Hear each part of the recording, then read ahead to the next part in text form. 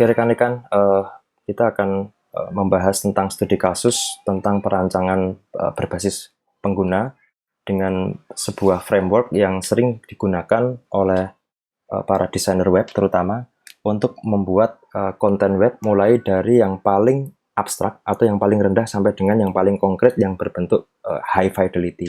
Nah, di sini yang akan kita bahas adalah 5 elements of user experience, di mana di sini ada 5 elemen yang kemudian diperlukan ketika kita merancang antarmuka. Elemen yang pertama adalah strategi, elemen yang kedua adalah scope, elemen yang ketiga adalah structure, elemen yang keempat adalah skeleton, elemen yang terakhir adalah surface. Ya.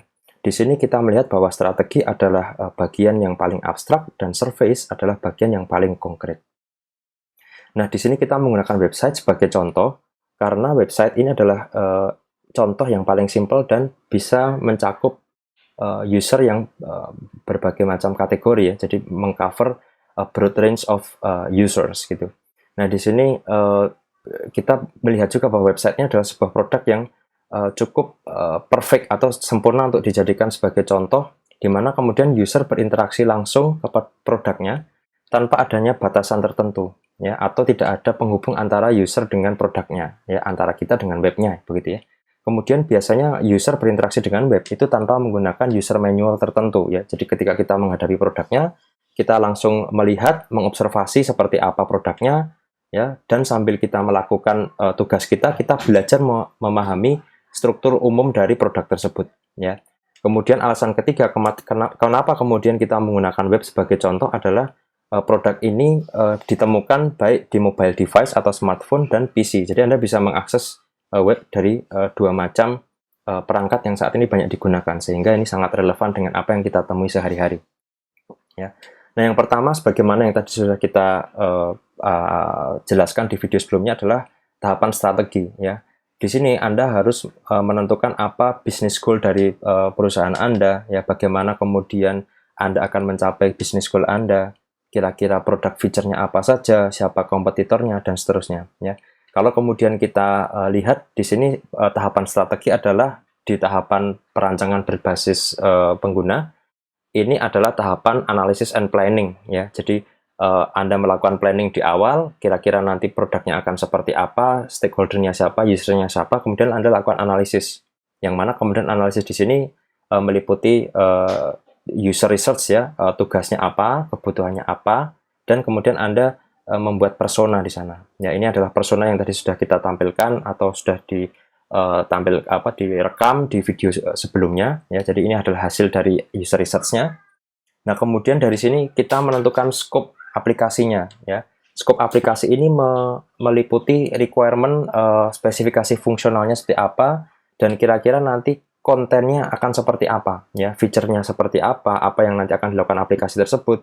Bagaimana kemudian rule-nya ya, kebutuhan dari user terhadap aplikasi tersebut seperti apa ya, apa saja yang akan masuk di sana, dan kira-kira nanti bagaimana kemudian user tadi akan berinteraksi dengan aplikasi. Nah, di video sebelumnya sudah kita jelaskan tentang skenario ya, jadi bagaimana kemudian user itu akan menggunakan aplikasi dalam waktu yang seperti apa, tempat seperti apa, tugas yang seperti apa, dan seterusnya.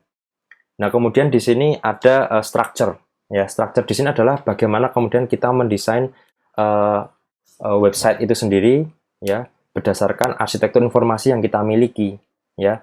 Dan juga kemudian dari sana kita bisa mengenerate model navigasi yang pas untuk menyajikan arsitektur informasi yang sesuai dengan kebutuhan user. Kemudian yang berikutnya adalah skeleton. Skeleton ini sebenarnya adalah low fidelity wireframe, yang mana kemudian dari skeleton ini kita bisa tahu fungsionalitas utama dari website yang akan kita desain itu apa saja, mengandung tombol apa saja, mengandung navigasi yang seperti apa, bagaimana susunan navigasinya, dan seterusnya. Dan yang terakhir adalah surface atau permukaan atau high fidelity wireframe itu sendiri, yang mana kemudian surface ini adalah bentuk akhir antarmuka yang kemudian mirip dengan aplikasi yang sesungguhnya, yang mana kemudian biasanya surface ini dilibatkan dalam proses evaluasi langsung atau usability testing bersama dengan user yang kemudian akan menjadi target market kita. Nah, rekan-rekan, kalau kemudian kita lihat secara umum ya, kita bisa membagi langkah-langkah tadi ya, dari mulai strategi ya, kemudian sampai dengan surface tadi, dalam dua macam konteks ya. Jadi di sini web design ini kita melihat ada dua macam hal yang perlu kita perhatikan. Yang pertama adalah konteks web sebagai antarmuka, ya, yang mana kemudian di sini kita akan lebih banyak bermain pada hal-hal yang kemudian mendukung tugas pengguna, ya, misalkan apa kebutuhan penggunanya, spesifikasi fungsionalnya seperti apa, ya. Jadi dalam tiap layer nanti akan kita definisikan, ya, bagaimana nanti pengguna akan berinteraksi dengan aplikasinya, bagaimana desain interface-nya, dan bagaimana secara visual desain tadi mempengaruhi user experience, ya. Jadi ini sisi website sebagai antarmuka. Nah, ketika kemudian kita melihat sisi informasinya atau website sebagai media untuk menyampaikan pesan tertentu, maka kemudian kita melihat dalam sudut pandang yang berbeda, ya. Di sini kita melihat user needs tentunya sama dengan yang sebelumnya. Hanya ketika kemudian kita melihat di layer yang lebih atas, kita melihat alih-alih kita melihat functional specification, kita lebih melihat kepada content requirement-nya. Jadi bagaimana konten tersebut akan disajikan dan apa elemen-elemen kontennya. Ya, kemudian apa yang kemudian disajikan, information architecture-nya, ya. Kira-kira bagaimana urutan penyampaiannya, ya. Kemudian dari sisi desain, bagaimana kemudian desain ini akan desain navigasi akan memberikan informasi yang sesuai dengan apa yang ada dalam konten halamannya. Sampai kepada nanti kembali kepada visual design, ya, layer yang paling atas, bagaimana kemudian informasi atau konten tadi ditata secara apik, secara terstruktur, sesuai dengan aplikasi yang kemudian akan kita rancang secara menyeluruh, ya.